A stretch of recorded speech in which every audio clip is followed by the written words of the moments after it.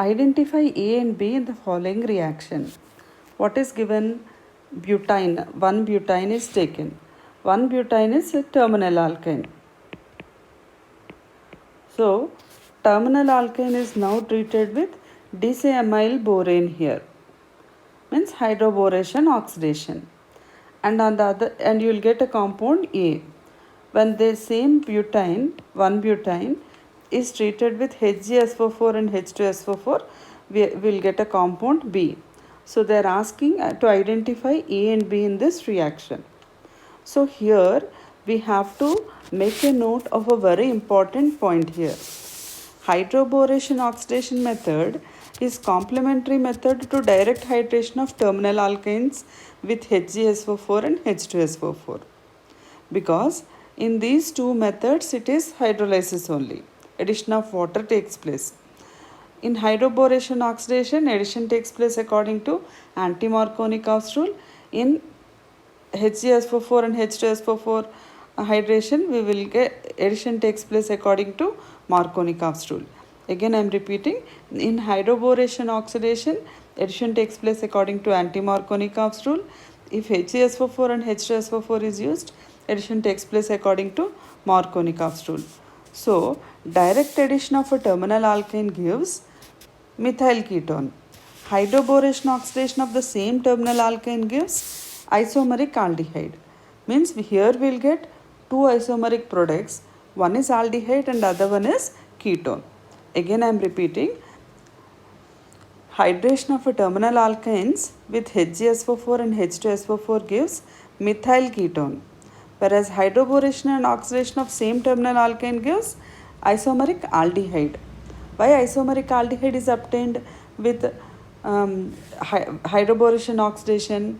Because addition is taking place according to anti-Markovnikov's rule. With HgSO4 and H2SO4 it takes place according to Markovnikov's rule. Now let us see the equation. It is CH3, CH2, C triple bond, CH. Now let us suppose it is HgSO4 and H2SO4 is there on the arrow. Means addition takes place according to Markovnikov's rule. So what will I get? CH3, CH2, COH double bond CH2. Means this is enol. Enol tautomerases. Tautomerases to give which compound? CH3, CH2, C double bond O, CH3.